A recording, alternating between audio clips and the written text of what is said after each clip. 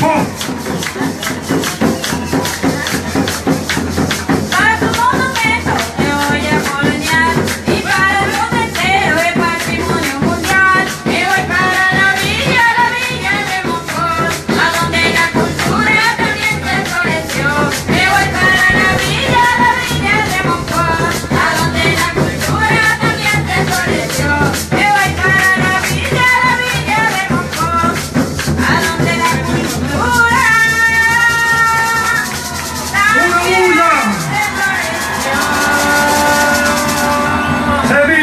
Se siente, Petro presidente, se vive, se siente.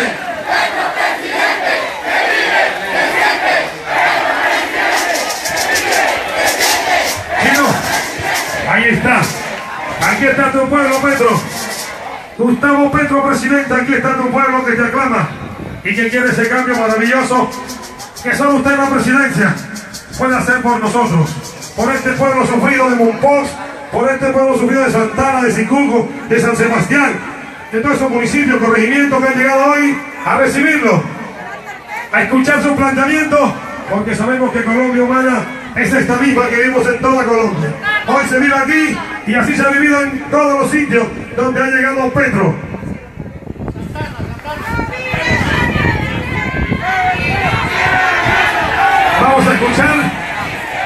Vamos a escuchar al Tucán Kerry, pero antes, Petro, Petro, Petro, Petro, Petro, Petro. Doctor Gustavo Petro, aquí está su pueblo que quiere escucharlo. Gracias. Gracias, monposinas, monposinos. Gracias al Caribe, gracias a los equipos que han organizado este evento rápidamente. Ya llevamos una jornada bastante larga de esta campaña que empezó allá en el centro de Colombia y se desplazó al Caribe por rincones, por lugares, por los sitios de la patria, y hoy llegamos aquí a Monpós. Y llegar a Monpós es una invitación a hablar de la historia, indudablemente. Por aquí pasó Colombia, casi toda. Por aquí pasó nuestra historia de ni siquiera de 2 siglos de vida republicana, sino de 5 siglos. Por acá, por este, que era el río Magdalena poderoso, pasó prácticamente el deambular de las ideas de este país, el deambular de las gentes trabajadoras y también el deambular de los ejércitos, el navegar de las armas en las diversas guerras civiles que fueron las que constituyeron la historia de Colombia. Estar en Monpós y no hablar de historia viene a ser una especie de pecado, casi que religioso. Por aquí pasó Bolívar, por aquí pasaron los ejércitos de la libertad y los de la esclavitud. Y hoy en el siglo XXI, al frente de la posibilidad de gobernar a Colombia, una sociedad compleja, ante la realidad de una inmensa incapacidad de gobernar, quienes por linaje, casi que por herencia divina, venían pensándose como los destinatarios permanentes y perpetuos del poder y de los privilegios en Colombia. Hoy que estamos a portas, si la gente quiere, si la ciudadanía quiere, de cambiar la historia de Colombia, entonces en Monpós tenemos que hablar a profundidad, con sencillez, ojalá, de qué trata ese cambio de la historia. ¿Qué es lo que queremos hacer con el país? ¿Para qué queremos, después de este trasejar por plazas llenas, tratando de constituir, como se constituyen las torrentes de aguas de los ríos de la patria, un torrente multitudinario que trate de convertirse en mayoría, en una nueva fuerza histórica que cambie los destinos del país? ¿Para qué queremos hacer eso? ¿Es que es necesario cambiar a Colombia?, preguntarán algunos. ¿Acaso no es que estamos bien no es que el país merece más bien un espacio de conservación de lo que tenemos, de la historia, del Estado, de la clase de política que tenemos. Algunos millones de colombianos, hay que decirlo, prefieren conservar las cosas como están que atreverse al cambio en la historia de Colombia. Y tendríamos que mirar si vale la pena ese cambio. Hoy estamos ante una sociedad que es la tercera sociedad más desigual de toda la humanidad desde el punto de vista social y económico. Una distancia, porque la desigualdad se mide así, entre los que más tienen y los que menos tienen, bárbara, salvaje. Esa distancia no existe en ninguna otra sociedad del mundo, excepto Haití y Angola. Los países más ricos de la tierra son más equitativos que la sociedad colombiana. Países tan poderosos como los Estados Unidos, tan populosos como la China, de tanta historia como la vieja Europa, todas sus sociedades, todos sus rincones humanos son mucho más incluyentes socialmente, son mucho más justos socialmente que Colombia. Colombia es el imperio de la desigualdad social. Y la desigualdad social entonces es el equivalente a la injusticia. Colombia es el reino de la injusticia. Y en esa medida, Colombia no solamente es el reino de la desigualdad social, sino que la desigualdad social provoca unos problemas. Y esa es la lógica de nuestro pensar y la lógica que queremos transmitir, no solo como idea, sino como fuerza del pueblo. La desigualdad social provoca la violencia.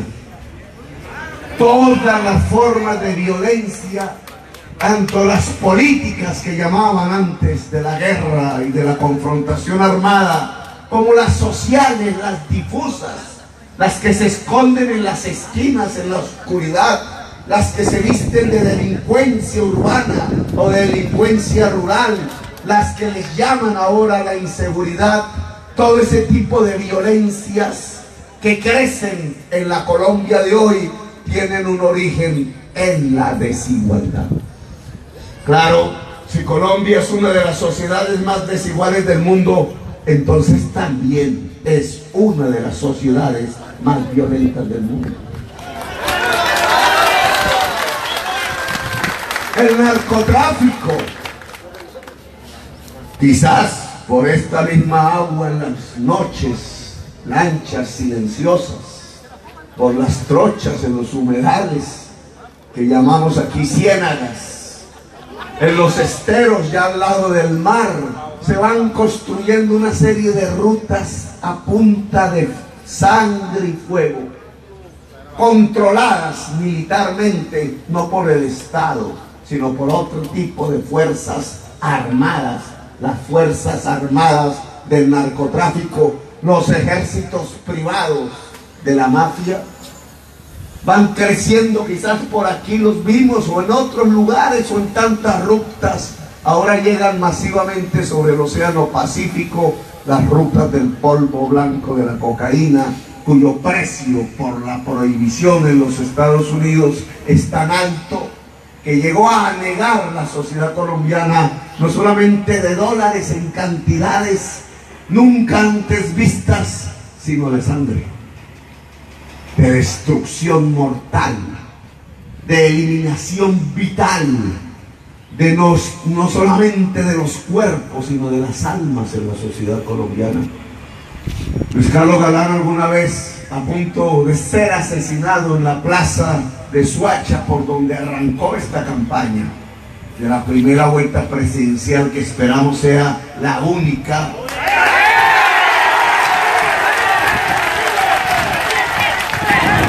decía: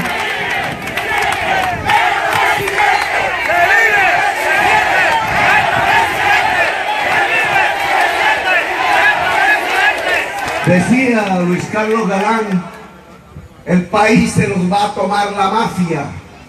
La mafia narcotraficante se va a tomar las tierras, se va a tomar las instituciones, los partidos políticos, el Estado, su fuerza pública, la capacidad de legislar en el Congreso, va a ser las leyes de Colombia.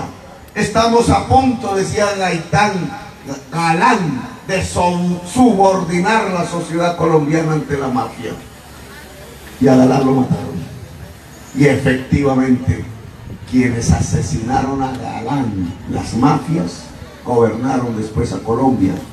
Y no solamente conquistaron las rutas de la exportación del polvo blanco prohibido en los Estados Unidos, no solamente anegaron de sangre el país, no solamente construyeron dictaduras reales sin que la Constitución del 91 fuera aplicada realmente en los territorios de Colombia, dictaduras mafiosas que determinaron que ellos eran los dueños de la vida y de la muerte de los colombianos, sino que literalmente nos quitaron parcialmente el alma.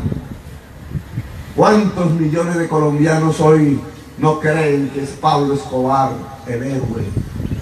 ¿Cuántos no creen que es Popeye y sus ejércitos de la mafia los héroes de la sociedad colombiana? ¿A cuántos no le vendieron la idea a la joven o al joven de que estar enfilados detrás de la cultura traqueta de Colombia era estar bien en la sociedad colombiana?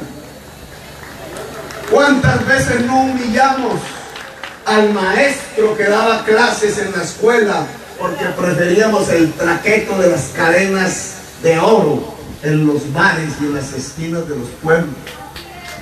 ¿Cuántas veces el estudiante no dijo: esa universidad no, ese colegio no, esos libros no, vale la pena más bien montarse en una moto, aprender a disparar el gatilyo y recibir dineros en cantidades por las cantidades de veces que se aprieta el gatillo para matar? Parte del alma popular terminó enredado en eso que Galán advertía en su momento antes de ser asesinado. A tal punto llegó la cultura del traquetismo en Colombia que hasta se eligió su presidente. Y el presidente de los traquetos ordenó lo que tenía que ordenar: asesinar, confundir la seguridad con el número de bajas.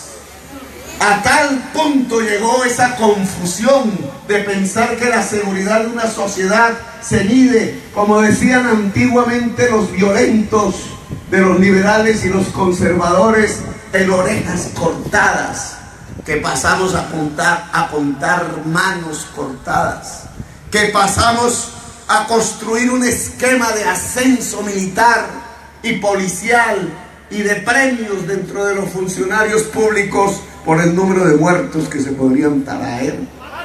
A tal punto llegó esa confusión que nos hizo entender que seguridad era igual a muerte, que miles de jovencitos terminaron siendo apresados, capturados en los barrios populares y en las veredas de Colombia. Entre más discapacidad mental tuvieran, menos capacidad de protesta, más silencio sobre ellos, más capturaban jovencitos inocentes para llevarlos a los camiones militares en fila, para llevarlos en esos camiones militares a los campos de batalla y allí bajarlos en las madrugadas oscuras, desnudarlos, vestirlos de guerrilleros, ponerlos en fila y masacrarlos uno a uno, asesinados. Miles de jovencitos inocentes que después las noticias de RCN y Caracol mostraban como los grandes triunfos de la seguridad democrática, para que el pueblo aplaudiera como se aplauden las corridas de toros, la muerte del toro, con los pañuelos blancos gritando: ¡viva el César! Que diga el César, que mande el César, que ordena el César, que el César es lo que necesitamos como un dictador, porque nos da la seguridad, hasta que descubrimos que era una mentira. que la seguridad no es la muerte, la seguridad es la vida. Si la seguridad no es sobre la vida, no vale la pena. Si la seguridad no hace crecer la vida, no estamos hablando de seguridad, estamos hablando de masacre. Eso que llamamos el narcotráfico en Colombia, que Galán denunciara, que se tomó el poder político, que capturó la clase política tradicional y la arrodilló ante sí, porque es fácil arrodillar a un político corrupto ante el dinero, que arrodilló parte de nuestras sociedades por el terror, y el Caribe sí que vivió la égida del terror, del desplazamiento masivo, de la expropiación sin fin de tierras, de bienes y de vidas. Ese narcotráfico también tiene su raíz en la desigualdad social. Que Colombia es una de las sociedades más desiguales del mundo, pues fíjense que también es una de las sociedades que más exporta drogas ilegales del mundo. La violencia, el narcotráfico y la falta de democracia. Una sociedad democrática no es una sociedad absurdamente desigual. Una democracia se construye sobre sociedades equitativas. Una democracia es aquella en donde los pueblos tienen la capacidad y la prioridad de la decisión, donde los pueblos deciden qué se hace con la tierra, qué se hace con el agua, cómo se ordena el territorio, cómo se toman las decisiones fundamentales, si los dineros van para la compra de balas o los dineros van para abrir universidades, si los asuntos públicos se convierten en negocios o los asuntos públicos se convierten en bienes del común, si la salud es para hacer el negocio o la salud es para crear la vida, si la energía eléctrica es para producir o la energía eléctrica es para negociar con ellas y enriquecer una multinacional, si la juventud está para ser la carne de cañón de los ejércitos de la violencia o la juventud está para ser la fuerza del saber, de la creación o de la innovación de una sociedad. Si esas decisiones las toma la sociedad toda en su diversidad, hablamos de democracias. Pero cuando las sociedades son profundamente desiguales, cuando apenas un pequeño grupo concentra la riqueza de un país en términos de tierras fértiles, en términos de aguas, en términos de saberes, en términos de créditos, en términos de energías vitales y tecnológicas, cuando eso sucede y se concentra entonces la riqueza y se deja la mayoría expósita en el rebusque, en el diario sufrir por sobrevivir, entonces esa distancia de desigualdades solo se puede mantener en el tiempo a partir de las dictaduras, no a partir de las democracias. Y Colombia ha vivido una dictadura. En Colombia no ha existido la democracia. Por eso este río ha sido testigo de una historia de desigualdades y de guerras y de violencias. Muy pocas veces por ahí ha trasegado los saberes. Quizás la expedición botánica y el sabio Caldas alguna vez. Quizás algunos sacerdotes jesuitas o franciscanos tratando de enseñar. Quizás algunas monjas antaño, y ahora ejércitos y ejércitos privados en las horas nocturnas, deambulando, que no se dice así, sino navegando por el río. Cadáveres, como en la antigua violencia entre liberales y conservadores. Ese río ha sido la historia de la violencia, pero también de la desigualdad social. Claro que por ahí entró el primer español, cuando lo encontró, Y claro que esos españoles vinieron fue a sojuzgar indígenas y producir un genocidio.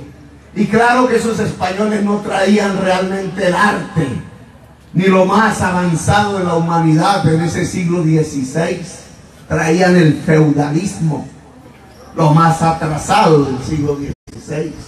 Claro que esos españoles sojuzgaron a los indígenas como sojuzgaban a los siervos de la gleba en los tiempos del feudalismo de la Edad Media europea, y fue lo que nos trajeron aquí en Colombia. El concepto de que la tierra no es para producir, sino para tener.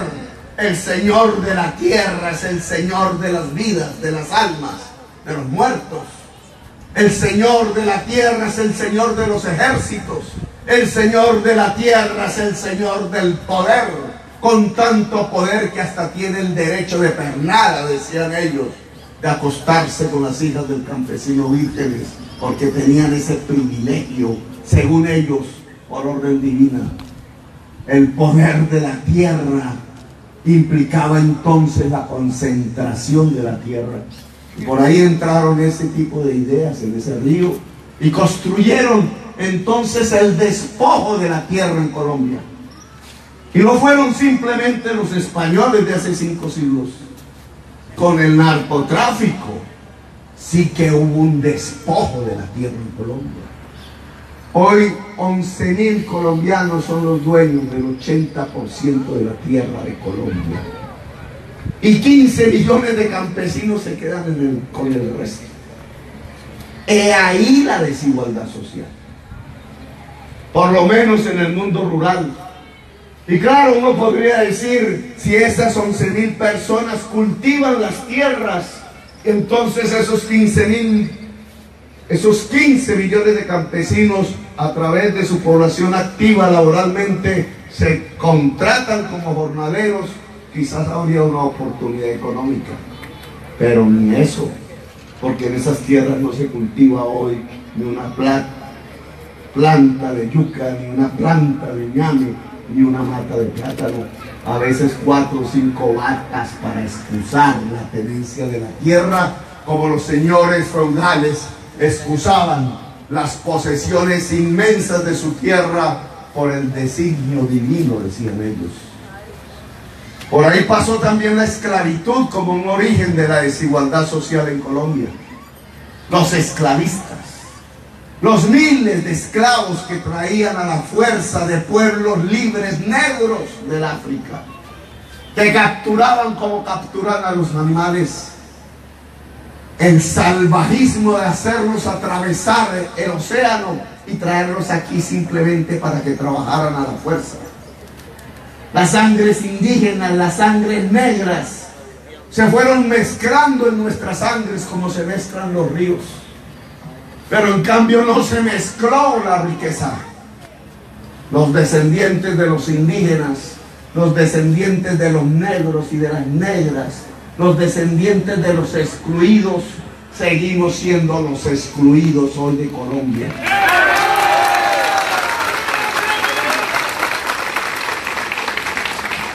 Porque cuando pasó el ejército libertador por Mompox, rumbo a la libertad, pensaban ellos, rumbo a la construcción de una república, a una democracia, soñaban ellos, jovencitos revolucionarios que acababan de leer los libros subversivos de los franceses que prohibían los españoles, armados, subversivos armados en el río, tratando de construir una república y quitarle la corona al rey. Cuando pasaron ellos pensando que se construía una democracia, al final lo que constituyeron fueron unas familias cuyos apellidos durante 2 siglos se han mantenido en el poder gobernando a Colombia. Llegaron a los gobiernos para enriquecerse, para robarse lo común, lo público. Así crecieron los apellidos que hoy disputan la presidencia de Colombia. Los Santos, los Lleras, los Ospinas, los Pastranas.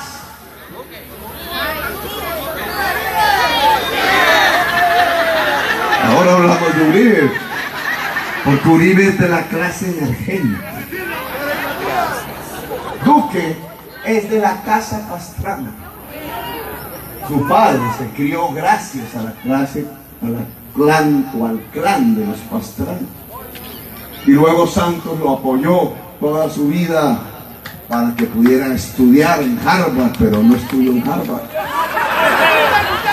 Para que se capacitaran, porque ellos van preparando a sus hijos. Ya en este momento, César Gaviria prepara a su hijo para ser presidente, y Juan Manuel Santos prepara a su hijo para ser presidente, y Álvaro Uribe Vélez prepara a alguno de sus hijos para ser presidente, como si Colombia fuera una hacienda feudal, como si no hubieran pasado estos 2 siglos de república, como si esos jovencitos armados leyendo libros subversivos de los franceses hace 2 siglos se hubieran equivocado, como si no hubiéramos construido la página de la libertad en la historia de Colombia, como si siguiéramos en el feudalismo, en donde los linajes se consideran los dotados para gobernar por derecho divino. No somos una democracia por eso. Y no somos una democracia porque somos desiguales socialmente. Porque los que más tienen no solamente sojuzgan por la fuerza a los que menos tienen, los aterrorizan, les inculcan el miedo para que no puedan actuar, queden paralizados como fuerza histórica de la sociedad, para que los pueblos no hablen, no levanten la voz, para que los pueblos no decidan un camino diferente. El miedo se convierte en el instrumento esencial del dominio de unos que lo tienen todo sobre muchísimos que no tienen nada. Miedos antaño cuando decían que Gaitán era un comunista. Miedos antaño cuando decían que repartir las tierras era una obra de comunistas. Miedos ahora cuando un hijo de la costa caribe que no proviene de la que no proviene de las castas incapaces del gobierno, se atreve a decir que se puede construir en este país una democracia, y que Gaitán tenía razón cuando decía que la paz solo se consigue en Colombia a partir de la justicia social. Cuando esa voz vuelve a expresarse, entonces dicen: ojo con el castrochavista, ojo con el guerrillero, ojo con el que va a expropiar a la gente, como si no hubieran sido ellos mismos los oligarcas de Colombia quienes hubieran expropiado en masa a la sociedad colombiana.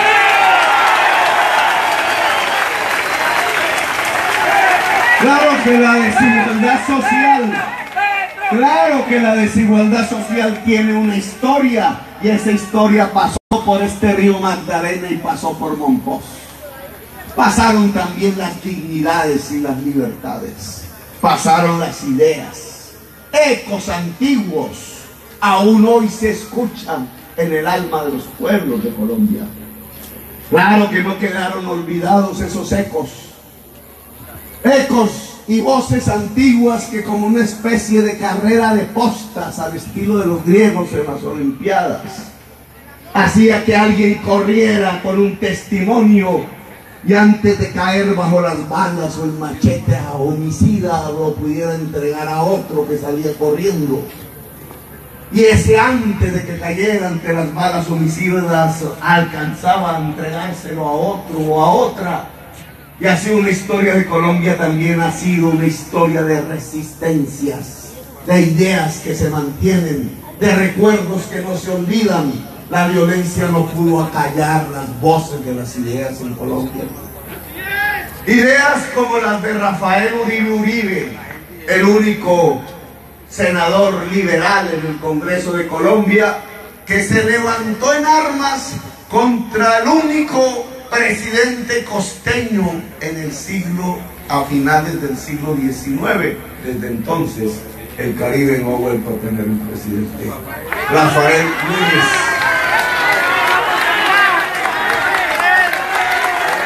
El general Uribe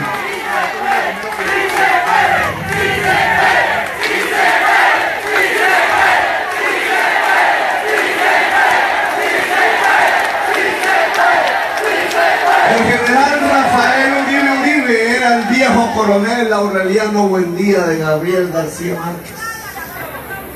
Lo escribió en 100 años de soledad. Cuando escribió Gabo, 100 años de soledad, la violencia en Colombia tenía un siglo. Hoy tiene 2 siglos. Son 200 años de soledad. Y ese coronel que no tiene quien le escriba, ese Aureliano que perdía todas las batallas, era un guerrero liberal que le decía a los colombianos que había que construir la justicia social. Él, solitario en sus guerras, terminó siendo el único senador en el Congreso de ese entonces. Se levantó contra la Constitución de 1886 y a punta de machete al frente del Capitolio fue asesinado. Esa voz justiciera pasó después por medio de esos liberales populares de ese entonces, que no se arrodillaban como los de hoy, que no compraban votos como los de hoy, que aún mantenían la tesis de un ideario liberal, de libertades, porque esa palabra lleva a las libertades públicas. Pasó a Alfonso López Pumarejo, que también tenía un ascendiente costeño por lo Pumarejo de la Guajira. Y él en el 36 intentó cambiar de nuevo esa constitución de 1886, diciendo que la tierra tenía una función social, que es producir alimentos, que esa visión feudal de que la tierra es simplemente poder tenía que ser trastocada por una visión moderna, en donde la tierra no es sinónimo de poder, sino simplemente de trabajo, que la tierra fértil es para producir la comida de la gente, sin nada más.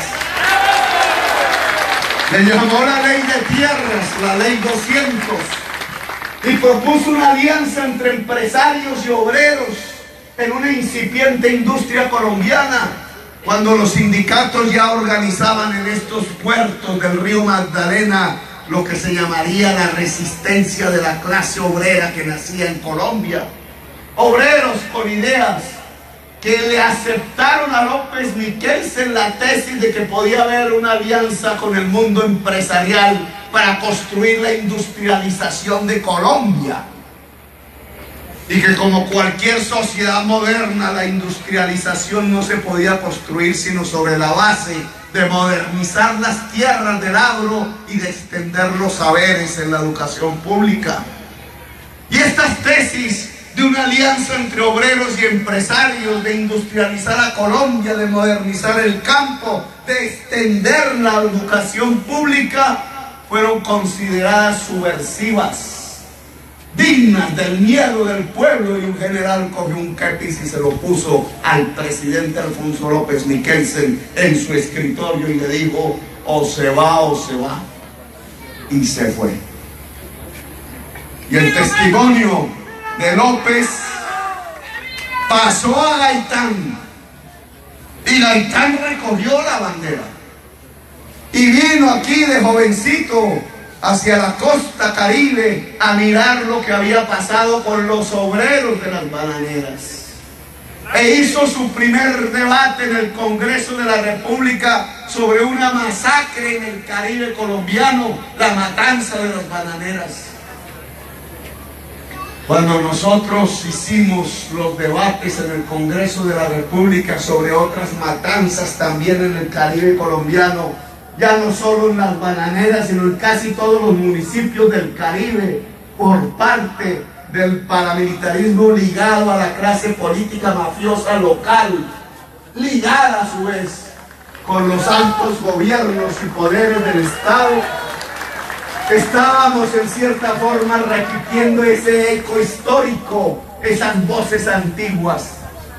La voz de Gaitán también fue asesinada, pero antes de caer allá en la carrera séptima, el lunes se conmemora un nuevo aniversario, el 9 de abril, le dijo a su pueblo: oiga, no se dividan entre liberales y conservadores. El hambre liberal es igual que el hambre conservadora. Y los dirigentes liberales y los dirigentes conservadores son hijos de la misma familia, la familia de los privilegiados de la oligarquía que toman whisky en los clubes de Bogotá mientras ordenan a sus pueblos asesinarse entre sí. Gaitán organizó la gran marcha del silencio para demandar la paz de Colombia en ese entonces. Y dijo: la paz no se puede construir sino a partir de la justicia social. Y la justicia social, señores y señoras, no es más que disminuir la desigualdad social. Un eco, un testimonio, porque también cayó Gaitán y vino 60 años de violencia y los ríos solo vieron transportar cadáveres. Allá en la época de Gaitán, 200.000, dice la Iglesia Católica, cuando apenas éramos 11 millones de personas en este país. Ahora 300.000 en fosas comunes, 60.000 desaparecidos, bajo las fauces del narcotráfico, del Estado y de la guerrilla. Una violencia de 60 años que nos acompaña incluso hasta el día de hoy. Los ríos no transportaron ya las piraguas de Guillermo Cubillos, como dice el maestro Barros en sus cumbias. ¡Viva Petro! ¡Viva Petro! Transportaron los cadáveres. Hoy yo creo que esa realidad, que esas historias de violencia dantescas, del terror en Colombia, que esa ausencia de la democracia, que esa ausencia de la educación pública, que nos ha convertido en la sexta sociedad más ignorante desde el punto de vista de la academia en todo el mundo, que esa falta de inclusión social, de una economía que fuese capaz de darle puestos de trabajo dignos y de calidad a la mayoría del pueblo colombiano, hoy tiene que cesar. Esta historia de 2 siglos tiene que terminar hoy. Aquí la gracia, la esencia, el por qué estamos aquí parados en las horas vespertinas en la plaza repleta de Monpós y en las plazas repletas ya de no sé cuántos pueblos por los que hemos andado. Esa realidad que nos trae hoy aquí a decir queremos que voten por la Colombia humana es porque queremos cambiar esta historia. La razón de ser, de estar aquí, es que esa historia cese. Como en algún pasaje bíblico donde se separan las aguas de un océano para que un pueblo pueda pasar. Las aguas de la violencia y la desigualdad hacia el pasado, de aquí hacia el pasado. Las aguas de la libertad, de la democracia y de la justicia social, de aquí hacia el futuro. Y entre esas dos aguas, la necesaria conformación de una multitud que se vuelva mayoría en Colombia, sin lo cual no es posible separar las aguas. No es posible cambiar la historia. Los únicos que cambian la historia son los pueblos cuando lo deciden. No la cambian las élites guerrilleras porque se nos ocurre. No la cambian las castas políticas o los hijos de papi. Lo cambian son los pueblos. Las multitudes cambian las historias de las sociedades. Y por tanto nosotros aquí solo venimos a convocar a una multitud. ¿A hacer qué? ¿Cómo deshacer la desigualdad social en Colombia? ¿Cómo es ese camino por donde queremos que transite una multitud separando las aguas, dejando un pasado y unas palabras en el pasado como genocidio, masacre o fratricidio, y abriendo unas nuevas aguas, un nuevo mar que navegar, donde las palabras sean libertad, creación, producción, trabajo, democracia?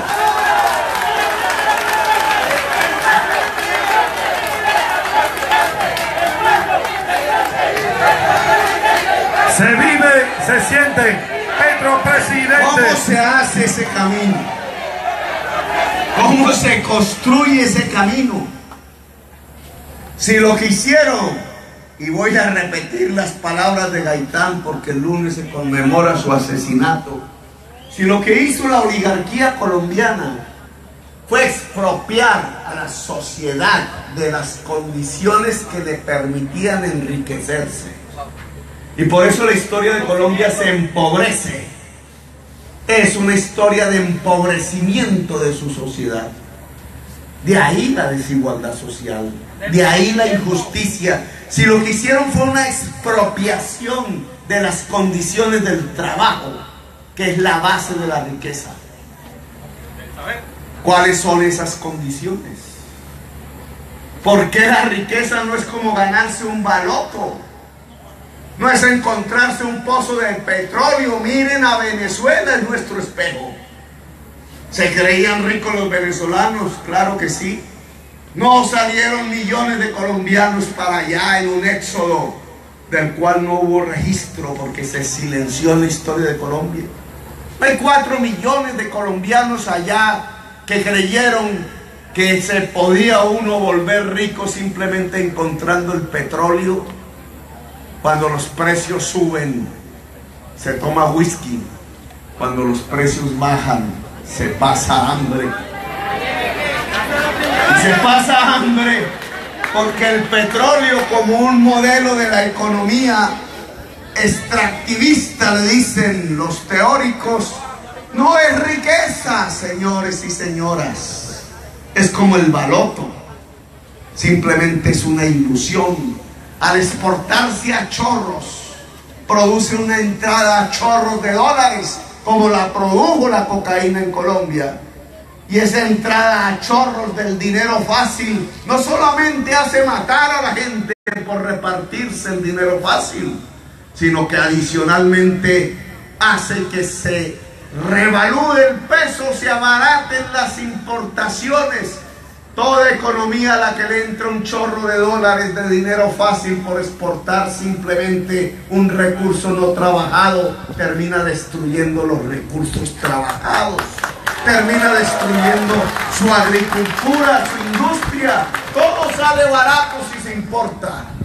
La clase media compraba en Miami como compraba la de Venezuela, y si no éramos clase media, entonces también comprábamos porque llegaban las cosas aquí. No están los monterianos orgullosos porque los hijos de Uribe abren centros comerciales, y los negocios dentro de esos centros comerciales no son franquicias con nombres extranjeros, y lo que se vende allí de bolsos, zapatos, camisas, pantalones y hasta la comida que se come no viene de afuera.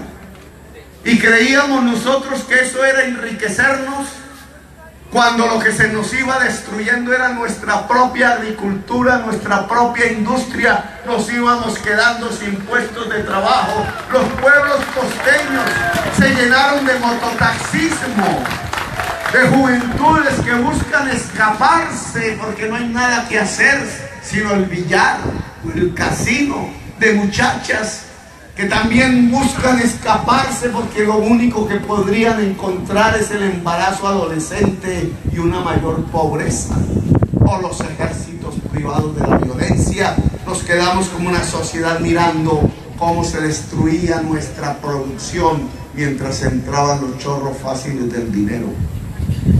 Y no entendimos que la Biblia tenía razón y que los fundadores de la teoría económica también tenían razón, porque dicen lo mismo: te ganarás el pan con el sudor de la frente. Es decir, la riqueza nace del trabajo. Si la riqueza nace del trabajo, la manera de disminuir la desigualdad social o de aumentarla depende de la capacidad de trabajo de la gente. Se aumenta la desigualdad social si se le quita, si se le expropia a la gente su capacidad para trabajar. Y disminuye la desigualdad social si se le entrega a la gente la capacidad para trabajar. Y entonces un problema fundamental de esta discusión que la Colombia Humana le propone a toda la Colombia es cuáles son las condiciones del trabajo. Y las condiciones del trabajo en el siglo XXI, el que nos tocó vivir, son esencialmente el cerebro, el saber, la tierra fértil y el agua.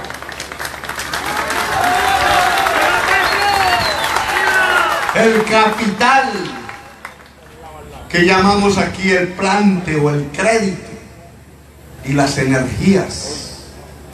La energía que mueve el cuerpo humano y que se llama la salud, y la energía que mueve las máquinas, que se llama la energía eléctrica.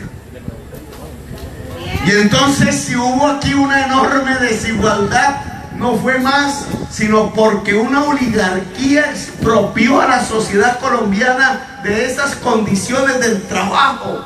Le quitó el saber y la educación al cerebro. Le quitó el crédito y el plante a la gente.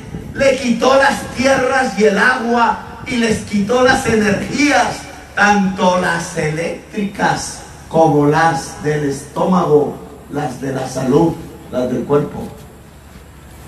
La historia reciente de Colombia es esa historia de esa expropiación.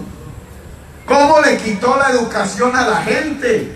Pues llevándose los recursos del presupuesto a salvar banqueros, Andrés Pastrana, o a invertirlos en la guerra, en los tanques, Álvaro Uribe Vélez. ¿Qué sociedad racional puede decir que lo más conveniente de la inversión de sus recursos públicos es ver cómo se matan con bombas los mismos miembros de la sociedad, en vez de llevar a la juventud a la universidad, al colegio?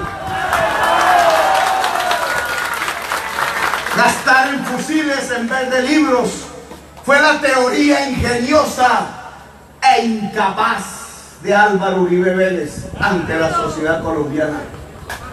Llevar a la juventud a la guerra en vez de llevarla a la universidad y a la ciencia y al saber. El 90% de la población rural de Colombia no terminó la primaria y el 60% no terminó el bachillerato en toda la población colombiana. Y nuestra juventud hoy, la mayoría que sale de los colegios, por ahí conocí el Colegio Pinillos, de donde saqué una idea para la Bogotá Humana, que era el viejo colegio universidad. La mayoría de esos jóvenes no entra a la universidad. Luego, lo que nos han expropiado es el saber, la alimentación de la mente, que hoy es la principal condición del trabajo en el siglo XXI. Porque en el siglo XXI ya no se necesita el músculo para mover el asadón o para mover la gran maquinaria de la fábrica, como en el siglo XX. En el siglo XXI todas las cosas que usamos, incluidos esos celulares que ustedes tienen, se construyen es a partir no del músculo, sino del cerebro, del pensamiento en red de los nuevos trabajadores y trabajadoras del mundo. Nos expropiaron del saber y nos expropiaron el crédito. O yo preguntaría en Monpós, ciudad de abolengos, ¿cuántos de aquí han recibido un crédito del Bancolombia, el banco de la clase paisa más rica? ¿O quiénes han recibido un crédito del Banco de Bogotá, de uno de los hombres más ricos del mundo, Luis Carlos Sarmiento? En cambio, les pediría que levantaran la mano o el celular prendido si se puede. ¿Quiénes han recibido un crédito del gota a gota? Al 20% mensual. Y si no se paga, revólver encima del puesto de ventas ambulantes, del puesto de los fritos, de la arepa de huevo, o del pescador, o de quien haya utilizado ese crédito usurero.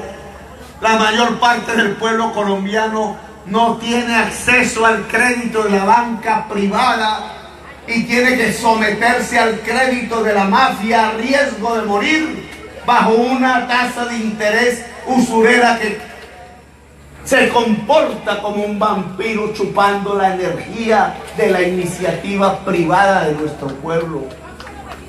Acusan a Petro de querer quitar la iniciativa privada. No, señores, ese tipo de sistema de crédito usurero, de lavado de activos, por omisión de la función social de la banca privada que debería prestarle a la gente, es lo que ha expropiado a la gente de la iniciativa privada, porque se lo chupa como el vampiro, quitándole la energía. Y nos expropiaron las tierras fértiles y el agua. No sé qué tal sea la calidad del agua potable de Mompox.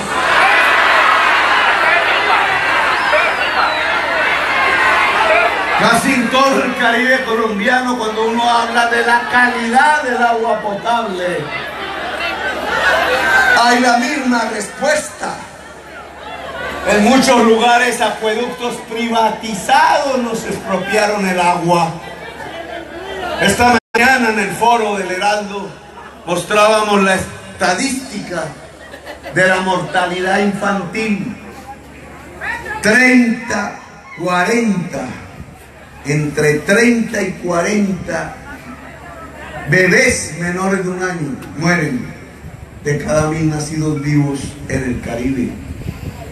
En Bogotá esa cifra es 8 y en Europa esa cifra es 4. Es decir, que mueren 10 veces más niñitos y niñitas en nuestro Caribe colombiano que en Europa. ¿Y saben por qué? Porque no hay agua potable. Y porque adicionalmente a que no hay agua potable, de verdad potable, porque la transformaron en un negocio de las castas políticas, un negocio que hasta en la ciudad más grande, la de Barranquilla, han robado literalmente a la ciudad, a sus usuarios, por $500 millones de pesos extraídos en las facturas para que una empresa española se las llevara al Reino de España, como hace 5 siglos por este río. Y no solamente nos expropian el agua potable, sino la salud misma.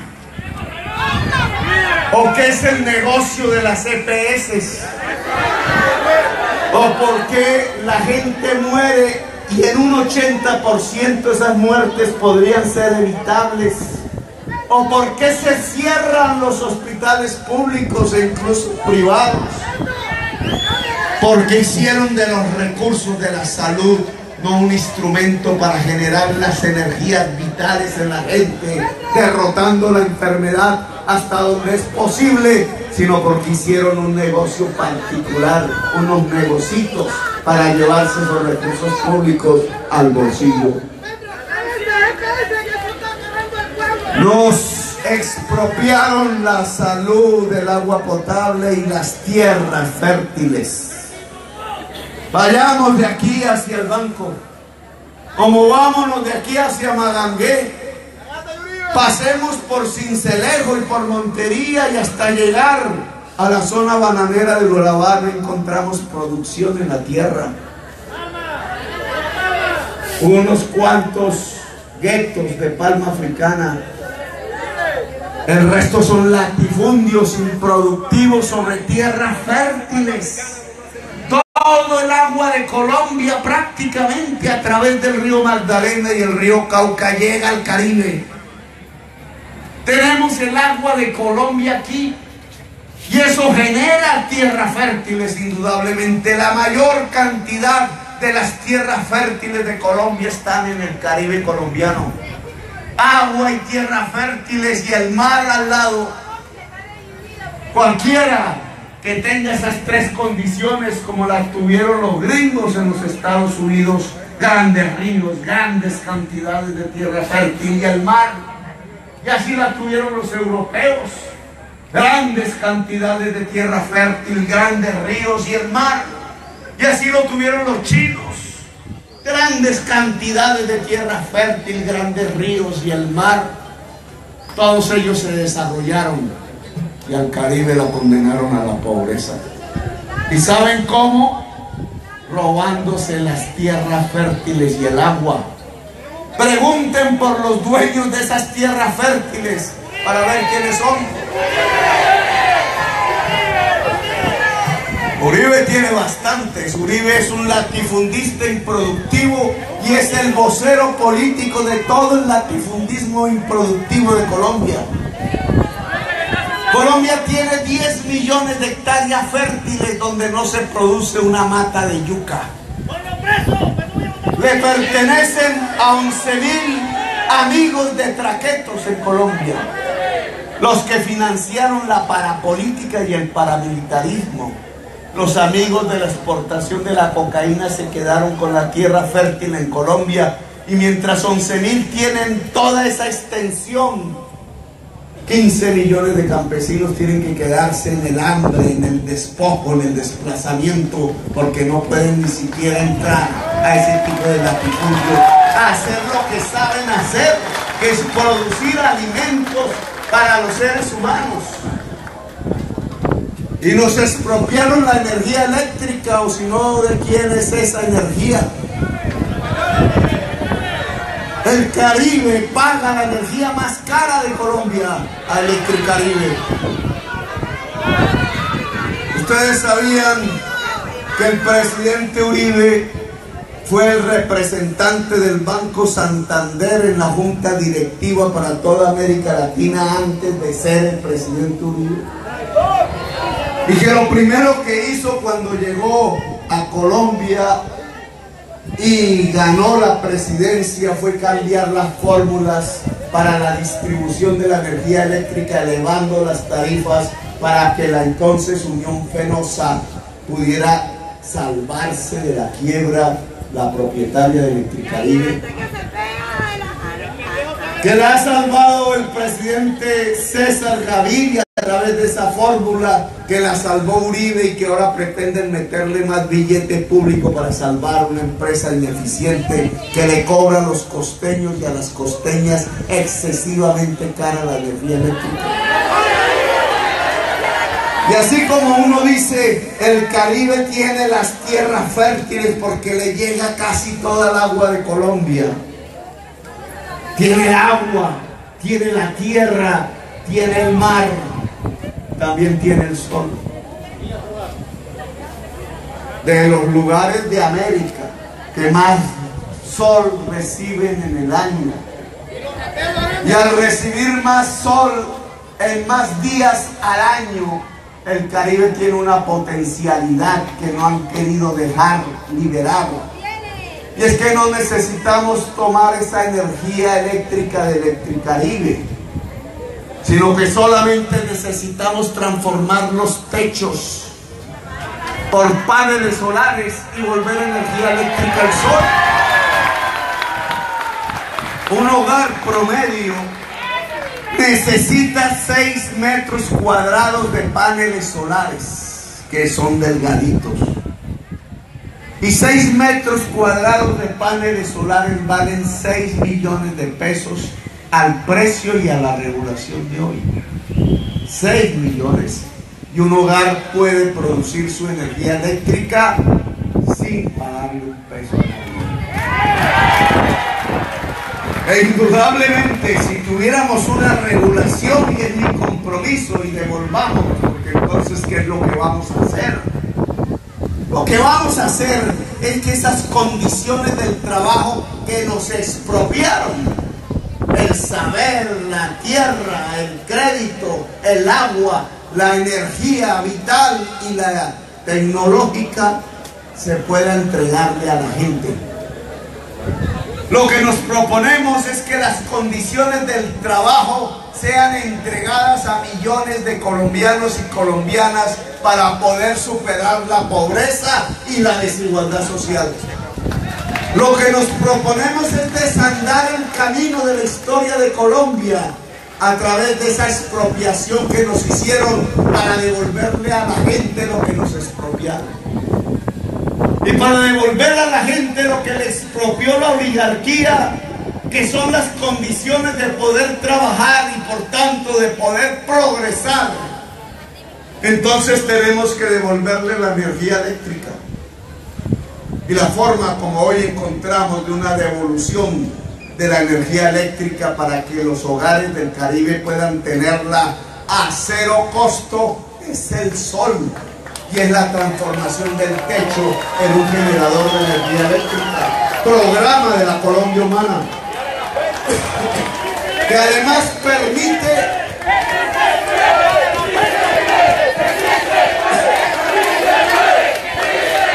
¡Viva Petro!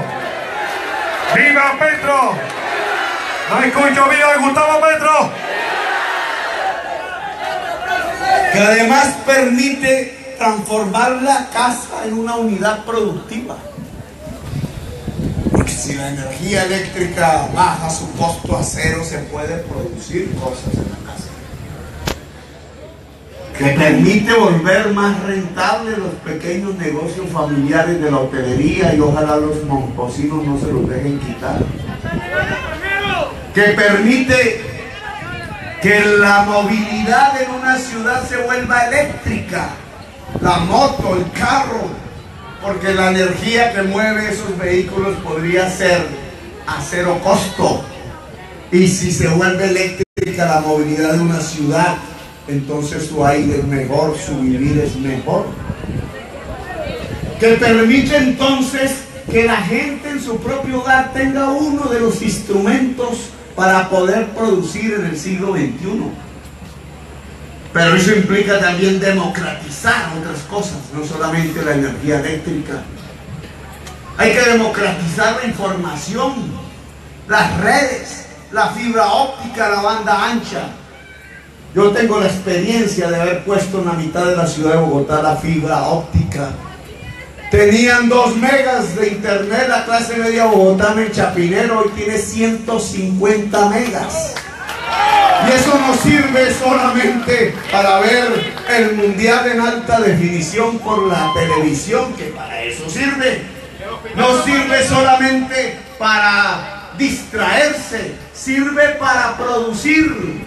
Porque las máquinas de hoy son básicamente información y no metal. Y si tenemos esos espacios de la banda ancha, podemos entonces tener las máquinas del siglo XXI, las impresoras 3D, las redes que pueden conectar cualquier hotel de Monpós con cualquier cliente en el mundo sin intermediarios, o pueden conectar cualquier campesino productor de ñame con el consumidor directo sin necesidad de intermediarios. Y no solamente tenemos que entregar ese instrumento de producción, tenemos que entregar el crédito, porque sin plante no hay cómo hacerlo. Hasta una señora que venda arepa de huevo necesita el plantecito, y si es el gota a gota, esa señora siempre vivirá arruinada.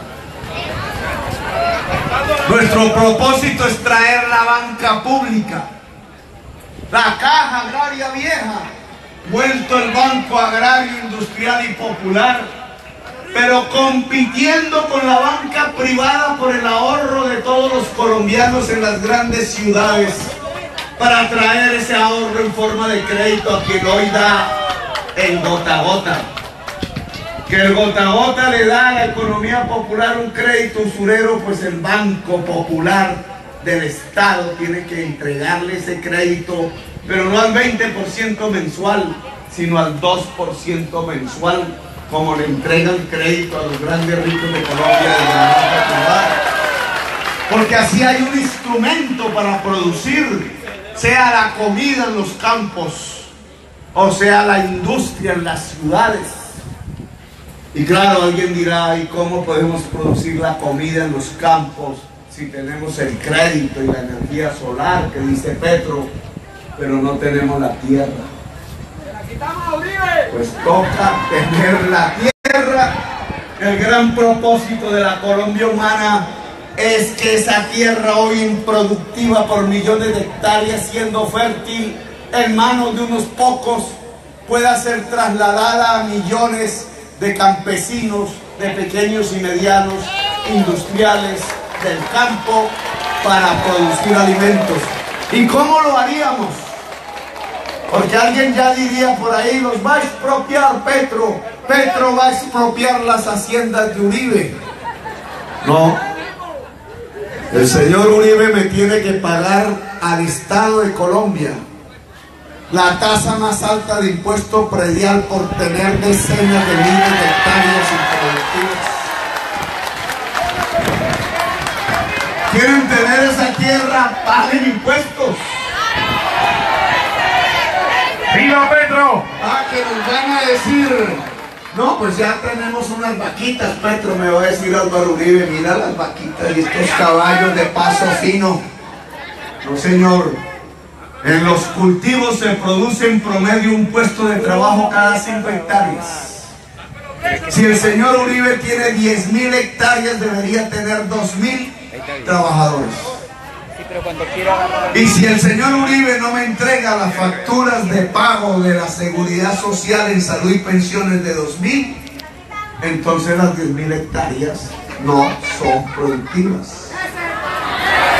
Y si no son productivas, tiene la tasa más alta del predial. Que no puede pagarlas. Produzca. Que no puede producir. Véndalas. Si los latifundistas venden la tierra porque no pueden pagar el más alto impuesto, la Colombia Humana se las compra y se las entrega al campesinado, al pequeño y mediano productor de alimentos del país.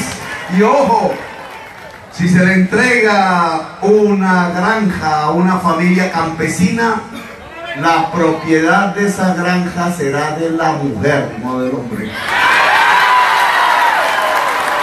Porque es la mujer la que nos va a garantizar que la tierra sea el hogar y el alimento.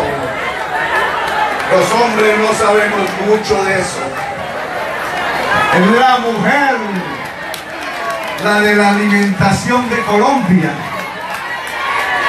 Y ese es el poder que la mujer debe tener en la sociedad democrática.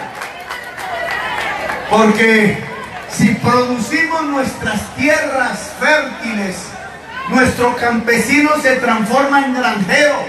Esta mañana Duque en su intervención, no pude por el formato responderle, decía de una señora que hablaba por televisión del barrio Las Flores de Barranquilla.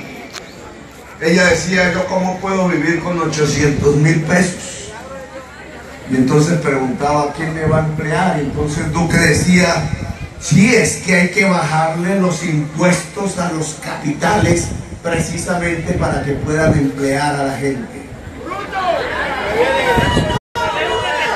De hecho, cada vez que un político de estos dice que hay que bajarle los impuestos a los que más tienen, es porque van buscando cómo financiar el Estado con la clase media y con la clase trabajadora de Colombia. Pero adicionalmente yo me preguntaba, ya que no me podía hablar para mí mismo, ¿por qué este tipo de clase de hijos de papi, incapaces de gobernar al punto que tienen las oportunidades de ir a las mejores universidades del mundo y resulta quedándose rascándose la barriga en la casa con un titulito por 5 días de estudio? Que después llaman especialización y doctorado, como hizo Peñalosa. Peñalosa se puso a jugar fútbol, no a estudiar urbanismo, y por eso se está tirando la ciudad de Bogotá. Y ahora Duque resulta que hace lo mismo, pero entonces me puse a pensar, claro, es por esa falta de estudio, de mirar la realidad de las sociedades, que se le ocurre pensar que el empleo depende exclusivamente de un gran empleador al cual hay que bajarle los impuestos. Eso ya no existe en el mundo. El empleo solo se produce si la gente se vuelva empresaria ella misma. Si en lugar de esperar el gran empresario es que millones de colombianos y colombianas se vuelven empresarias. Y para que se vuelvan empresarias tienen que tener las condiciones para lograrlo. Y una de esas condiciones, como hemos venido aquí hablando, no solamente es la energía eléctrica barata, o la tierra fértil en el campo, o las redes informáticas que son como la tierra fértil, pero en la ciudad, o el crédito del banco público que pueda sustituir el gota a gota y entonces el crédito más barato sí pueda ser una palanca hacia la producción, sino que también hay que tener el saber, el cerebro usado en el saber. Y esta es la principal factor de la producción del siglo XXI. Ya lo habíamos hablado antes. Y tiene una enorme ventaja que tiene que ver con el régimen político. Resulta que el cerebro de una persona que tenga la piel negra es exactamente igual al que tenga la piel blanca. Resulta que el cerebro humano es exactamente igual si se es hombre o si se es mujer. Resulta que el cerebro humano es exactamente igual si se es del estrato 6 y se vota por Duque, o se es del estrato 1 y se vota por Petro. ¡Viva Petro! Que si el cerebro se convirtió en el siglo XXI en el principal medio de producción de la riqueza, entonces las sociedades más equitativas, aquellas que incluyen la diversidad en condiciones de igualdad, tienen más ventajas de enriquecerse porque usan en red la mayoría de los cerebros de su sociedad, que las sociedades de casta y desiguales como la colombiana, que se proponen es excluir a las mayorías y por tanto excluir la mayoría de los cerebros, es decir, excluir la mayoría de los medios de producción de la riqueza. Una sociedad desigual se empobrece por estos hechos. Por eso, si queremos progresar, si queremos un mejor vivir de calidad, una mejor vida, nosotros no estamos esperando que cada ciudadano de Colombia tenga la visión boyante y exótica y exuberante de los ricos como Ardila Lule o Luis Carlos Sarmiento. Nosotros lo que estamos apostando es que al ciudadano y a la ciudadana de Colombia se le otorguen las condiciones para un buen vivir, para pasar una vida de calidad, para que pueda resolver las tres instancias que un ser humano tiene que resolver: las de la alimentación de su estómago, es decir, las condiciones materiales de la existencia; las de la alimentación de su mente, es decir, la educación y el saber; y las de la alimentación de su espíritu, es decir, la libertad y la dignidad. Seres humanos con el estómago lleno pero sin libertad no son seres humanos, son esclavos. Seres humanos bien educados y con el corazón y el estómago lleno, sí, viven bien, pero no tienen la libertad y la dignidad, pueden ser conducidos incluso por las dictaduras.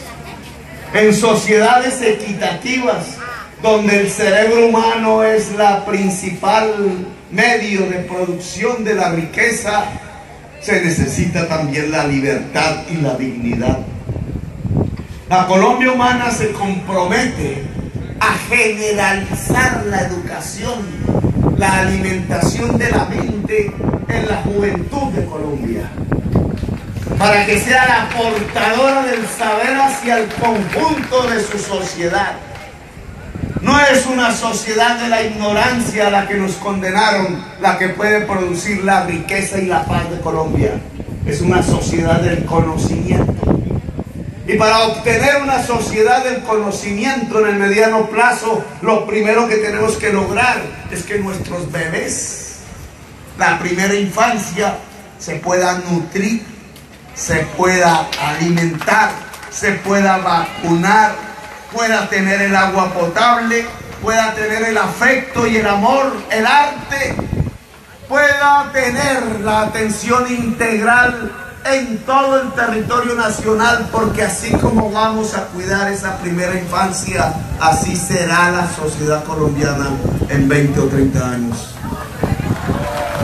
Una sociedad, una primera infancia como la de hoy, 17% de desnutrición, bebés que se comen su cerebro para poder sobrevivir la desnutrición, y al comerse el cerebro pierden de por vida e irreversiblemente la capacidad mental. Una primera infancia condenada muchísimas veces al abandono en el pavimento gris, a las políticas pobres de la oligarquía sobre nuestros bebés, que es la madre comunitaria mal pagada, explotada.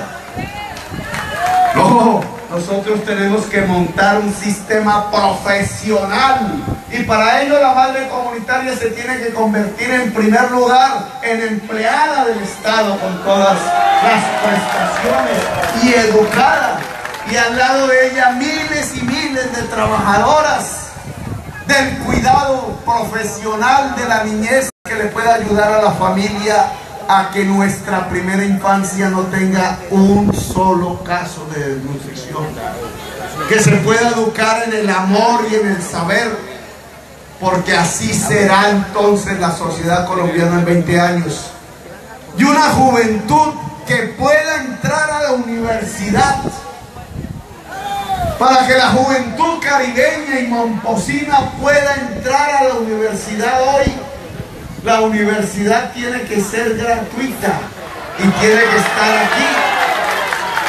Y esa gratuidad de la educación máxima, que es la educación superior, se consigue si se adicionan el presupuesto 14 billones de pesos al rubro de la universidad pública. El presupuesto de Colombia es de 230 billones de pesos. Y toda la economía colombiana vale 830 billones de pesos. Y solo se necesita, para que la juventud tenga todo acceso a la educación superior, elevar en 14 billones de pesos su presupuesto. ¿Acaso no es esa una inversión que Colombia debe hacer para construir la paz? ¿Acaso si tenemos entonces las condiciones del trabajo, los saberes extendidos a la sociedad, las tierras fértiles y el agua, el crédito barato, la energía eléctrica tecnológica barata y un modelo de salud que permita la vitalidad de la gente sin EPS? No podremos desatar la gran iniciativa privada de millones y millones de colombianos que, asociados o individualmente, jóvenes o mujeres, puedan producir y empezar un círculo de construcción a partir del trabajo, del enriquecimiento, del mejor vivir en la existencia. ¿Y acaso este no es el camino entonces que nos permitiría abrir las aguas, como en el dicho bíblico, y dejar unas aguas atrás, las que significan la violencia, la desigualdad social y las dictaduras, y poner unas aguas hacia adelante, las que significan la democracia, la libertad? Martin Luther King era el que decía: alimento para el estómago, alimento para la mente, que es la educación, y alimento para el espíritu, que es la libertad y la dignidad. Los tres al mismo tiempo. La Colombia humana lo que se propone es entregar entonces no solamente las condiciones materiales de la existencia para poder trabajar, no solamente el alimento de la mente para poder trabajar, la educación, sino las libertades y la dignidad para construir por primera vez en 5 siglos de historia, momposinos y momposinas, una democracia multicolor en la historia de Colombia. Una democracia que significa que los pueblos puedan decidir, y no las oligarquías y muchos menos los ejércitos privados de la muerte. Una democracia donde la libertad sea posible en términos de libertades públicas y en términos de libertades personales. Una democracia donde la voz hoy del más humilde tenga el poder del que más tiene, donde los campesinos se puedan volver granjeros y clase media, donde los hijos del más pobre se puedan volver generales de la república y tengan esa posibilidad. Cuando los hijos del campesino hoy empobrecido y desplazado puedan ir a la universidad, tengan ustedes la certeza que entonces en Colombia habrá paz. Y por ese río no pasarán los cadáveres. Por ese río no pasarán las barcazas del carbón y del petróleo de la muerte. Por ese río pasará la producción nacional, la de la agricultura y la de la industria. Y Mompox podrá ser lo que antaño fue. Mompox no fue un simple puerto, fue un centro de la historia, fue un centro del saber, y por eso ese colegio es tan famoso. Mompox no fue simplemente un atractivo por sus casas bonitas coloniales. Mompox era el centro del saber del Caribe colombiano, y aquí los momposinos y las momposinas con ese saber empezaron a construir clandestinamente al principio la libertad de Colombia. Mompox era libertad y saber. Y hoy lo que nosotros queremos es que Mompox vuelva a ser libertad, saber y producción. Que Mompox vuelva a ser la capital, ya no de una república, sino también de una democracia. Este 7 de agosto se conmemoran 2 siglos exactos de la batalla de Boyacá, la que creó la República de Colombia. Pues que este 7 de agosto, cuando se instala el nuevo presidente, no solamente sea el número 200 en términos de año de conmemoración de la batalla que nos generó la República, sino que sea el primer día de la democracia en Colombia. Y estas cumbias de la depresión momposina, del maestro Barros del Banco y de otros y de otras, y las bailarinas y los bailarines, yo no soy tan bailarín, bailarín del nuevo día, decía un amigo poeta que asesinaron, el bailarín del nuevo día. Bailarines y bailarinas de cumbias, de gaitas, de porros, de vallenatos, que puedan llegar a la plaza de Bolívar con los vientos de las culturas de Colombia, con las voces antiguas de los testimonios de la resistencia de Colombia, con un pueblo multicolor que llene ya no la plaza de Mompox solamente, sino la plaza de Bolívar y todo el centro de Bogotá, porque el 7 de agosto se instalará el primer día de la democracia, porque Colombia Humana ganó, porque ganó Petro en las elecciones. Los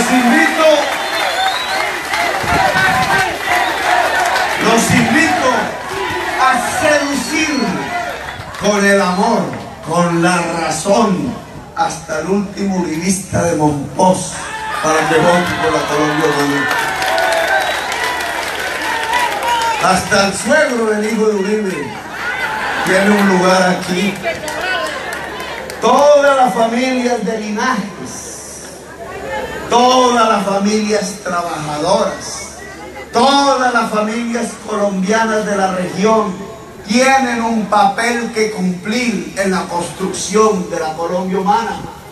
Por eso son seducibles, por eso quitando los miedos y el terror, los infundios, que Petro le va a quitar las casas a la gente, que se nos la quitaron fueron a nosotros. Que Petro va a quemar las iglesias, que va, si Petro y el M-19 generaron fue la libertad de cultos en la Constitución del 92. ¡Viva Petro! Que Petro va a quitar Democracia que va, si nosotros y los jovencitos del M19, cuando el pueblo costeño nos dio la mayoría, un 9 de diciembre de 1990 con su voto, y nos volvimos mayoría en la Asamblea Nacional Constituyente, derogamos la Constitución de 1886, el estado de sitio y el Frente Nacional, es decir, la dictadura en Colombia. Y pusimos algo que se llama Estado Social de Derecho, que es un régimen de libertades y derechos, pero en la justicia social. Y eso es exactamente lo que construirá la Colombia humana. Así que volvernos mayoría en Monpós, en la depresión momposina, a la cual volveremos departamento. Porque la autonomía aquí se vuelve real o se vuelve real. Esto ya no puede seguir siendo el patio trasero de Sincelejo o de Cartagena o de Valledupar o de Santa Marta, tierras olvidadas, la tierra del olvido, decía nuestro paisano.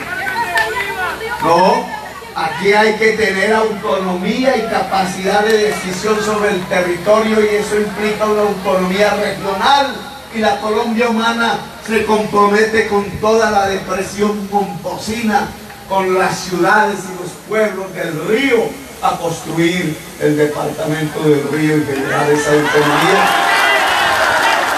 Todos juntos, ese torrente. El 27 de mayo ojalá nos otorgue la presidencia de Colombia en manos del segundo presidente costeño de esta historia del país,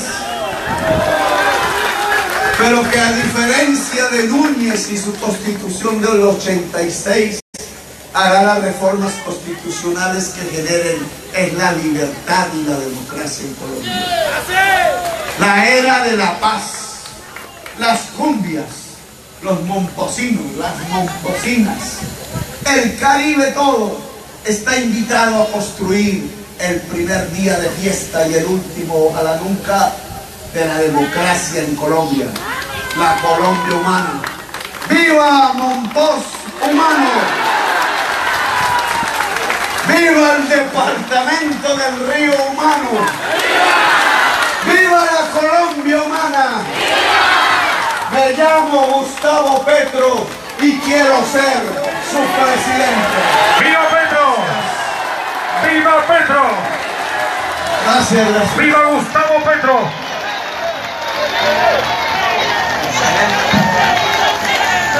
¡Viva Gustavo Petro!